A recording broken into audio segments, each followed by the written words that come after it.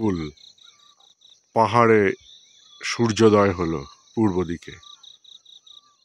অদ্ভুত, অপূর্ব। নিচে আমাদের হোমস্টে দেখা যাচ্ছে, খুব সুন্দর, কিন্তু একেবারে রিমোট, কোনো দোকানপত্র কিচ্ছু নেই। দেখুন রোদ পড়েছে, পাহাড় জাগছে। রেনবো ভ্যালি রিসোর্টে আমরা আছি, অনেক ঘর, 1500 টাকা করে থাকা খাওয়া এক একজনের। খাবার পেট ভর্তি দিচ্ছে, কিন্তু রান্না খুব একটা উচ্চমানের কিছু নয়, তাও গ্রাম আমরা মানিয়ে নিচ্ছি। দেখুন পাহাড়ে রোদ খেলেছে,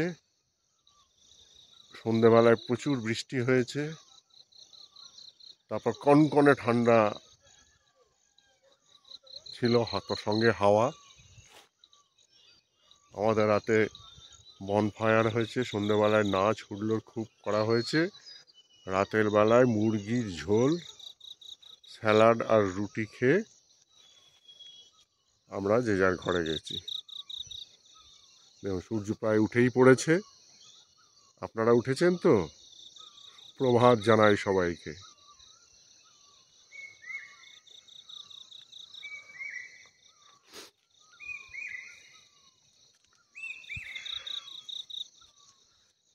এই হচ্ছে রেনবো ভ্যালি রিসোর্ট।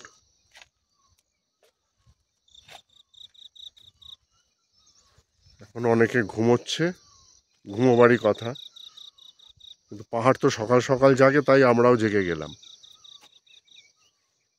7টার সময় চা দেবে, তারপর গাড়ি আসবে 8টা সাড়ে 8টায়। আমরা কিছু আশেপাশে দেখে নেব এবং খেয়ে দিয়ে বিকেলে ফিরব। রংবুল জায়গাটা নাম। কালকে আমরা এখান থেকে সকালবেলায় দার্জিলিংয়ে যাব। দেখুন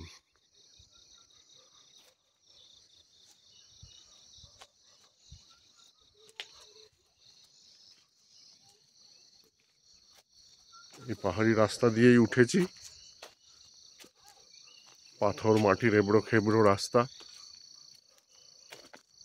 কিন্তু গ্রাম তো, প্রচুর পাখি ডাকছে, প্রচুর পাখি।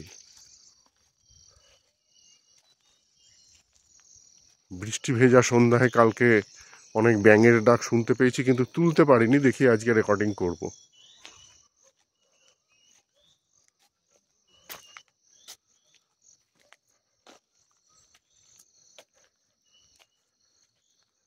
পায়ে পায়ে হাঁটছি, আবার অনেকটা নিচে নামতে হবে। হাঁটুর অবস্থা ভালো না, জানান দিচ্ছে যে বয়স হচ্ছে তোমার।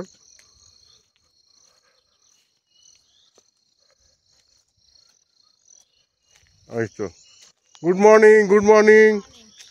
এই যে দীপক চলে এসছে, সুতপা চলে এসছে।